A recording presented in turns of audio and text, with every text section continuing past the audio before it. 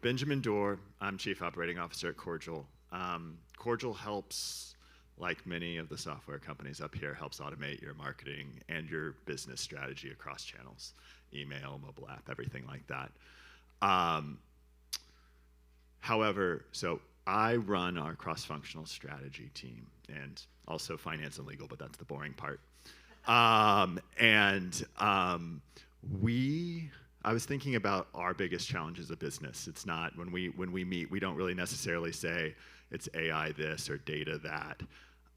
We actually think about it in terms of how do we help y'all do your best work, regardless of whatever those challenges are from a technology perspective. And last night we were at dinner with a group of marketers, and we were talking about just how significant people's expectations for email are. You'll have bosses, or you may have teams where you're pushing really significant revenue goals onto them, or you're pushing really things that you should do right now with anticipations of speed that are unwieldy. So the expectations for email marketers are really high. And there was also a question that came up, the idea of, well, what can you do? And the answer from everyone at the table is like, well, we can do anything. What should we do? Is really the question that we should do from a marketing perspective. So we have some ideas, and that's what we're going to try to talk about today. We'll talk a little bit about Cordial, but I really want to focus more on how can we do our best work as marketers. This is us, marketing platform for brands to communicate in personal, relevant ways. All of this, you're going to hear real-time data, you're going to hear marketing automation, you're going to hear this from lots of vendors up here. The focus that we think about is, again, how do we help you automate your marketing strategy and ultimately your business outcomes through what you're doing from a cross-channel marketing perspective. We have a lot of brands here. We have brands here today. In the spirit of sharing ideas and everything like that, I'd highlight a few of the clients that we have here. Gael from Adore Me, Elizabeth from Ancient Nutrition, Olivier from Joanne. They're doing amazing things from a marketing perspective across email. Gael actually at our last Adore Me at our last client advisory board showed off not just the ways they're handling cross-channel marketing automation, but also connecting that into their overall business automation from a supply chain perspective, et cetera, and how all of that flows through. The stories that we're going to talk about today and some of the ideas that we have are around that, around automating your business strategy. One of our longest clients is longest-term clients is Revolve. We have this is when they first started with us in 2017. They weren't really doing automation at all, and their goal was to do one single automation within the first 6 months. They were moving off of a legacy platform from a legacy ESP, and we're like, well, start with one. You're going to do a lot more. In their first year, 20% of their revenue was net new and shifted from traditional promotion to automations. That number is a lot higher now. Can't really talk about that, but I'll talk about it later on today. More importantly, it helped them drive a strategy that was about margin. This is going to come up a lot today. This is something I'm really interested in talking with each one of y'all. Today and tomorrow and Saturday is about how your customers and how you're thinking about margin when you're having inventory challenges, when we're having inflationary pressures, when you're thinking about discounting strategy. Interested in hearing that. Revolve is very focused on how they can sell the most at a full price and do so in a margin accretive way. We'll talk about that from an automation perspective. So how do we do this, or how do we think about this at Cordial? Well, we think about the first rule of communication is, well, for me, it's quite honestly sometimes, you're right, honey, is my first rule of communication. But the second rule is honestly listening more, right? How do we think about hearing what our customers are saying versus just what we want to tell them, and what we think in terms of segmenting, et cetera, what our offer is per se. What are our customers actually telling us? We call this customer-led marketing, or at least I do. If we take in all the data that customers are giving us, all the signals that they're providing us in store, on the app, within emails, all of those interactions, we take that in real time. We think about it, we model it out. They're telling us key things about themselves.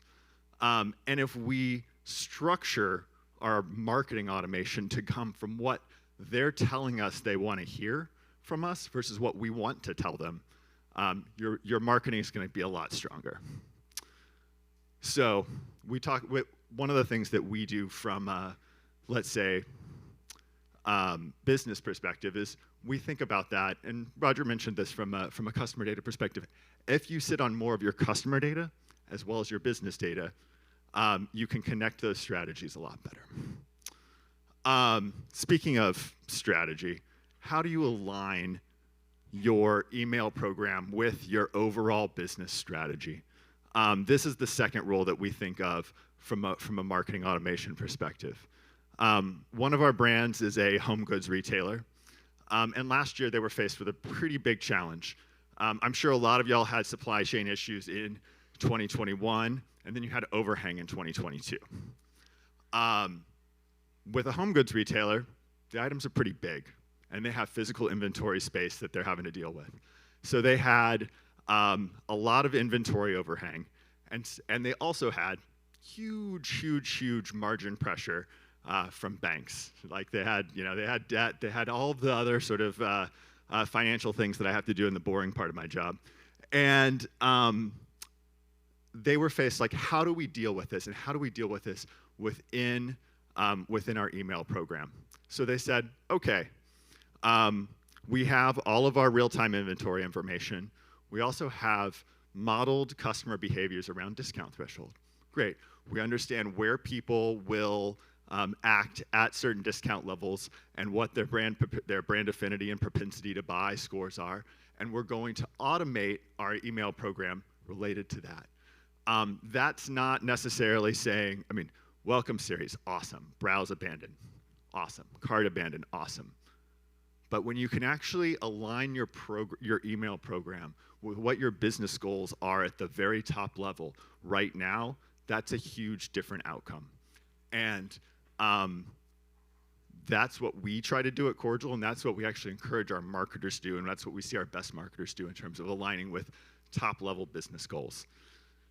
The third thing is automate everything, and that's how all of this comes together. Everything is a lot, but maybe it's automate most things or automate something.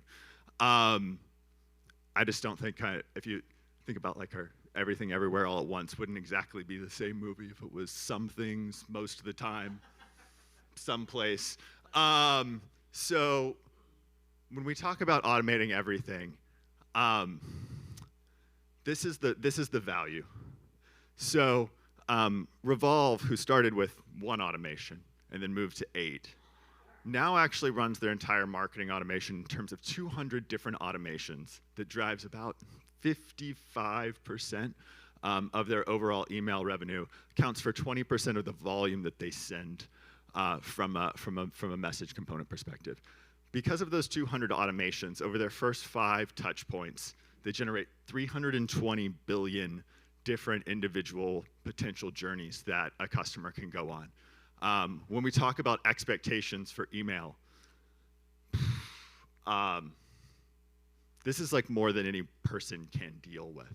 And this doesn't count dynamic content, that doesn't count the amount of product catalog in terms of interactions. The amount that we're dealing with as marketers is infinite, and we have to use machines to help us.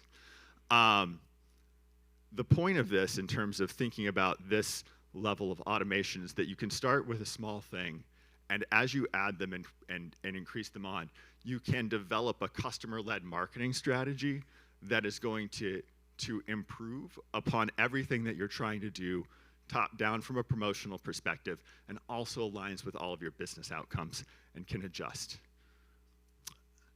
In the end, this is what's going to drive customer lifetime value when you're listening to your customers. Automations drive 9x RPM, like revenue per message lift versus promotional. But it's not just revenue, it's also margin. Audience models on top of that, so taking not just the automations, but adding on sort of propensity models, brand affinity, everything that we're talking about in terms of personalization, as Ulta was talking about up here, increases lift beyond that. And then the most mature programs, just you reduce unsubscribe, you reduce churn, you increase repeat visitors. And the repeat visitors aren't just necessarily buying at a discount or what have you. Yes, from a loyalty perspective, that's possible, but they're also going to be driven by the urgency to interact with their favorite brands. So we think about, when we talk about our mission is we build technology to help brands send a better message, to help you do your best work. It's because a better message is not just sending another message, it's about driving customer lifetime value. This is like our merit badge. I think it's like merit badges for every company here, our Forrester studies and strong performers. Not gonna spend a lot of time on this. We released our total economic impact study, I think this week. These things are great tools, but they're ultimately about how do we, again, look at what business outcomes you're trying to achieve and automate the heck out of it. We have a great team here to talk with you this week. Again, it's about sharing ideas.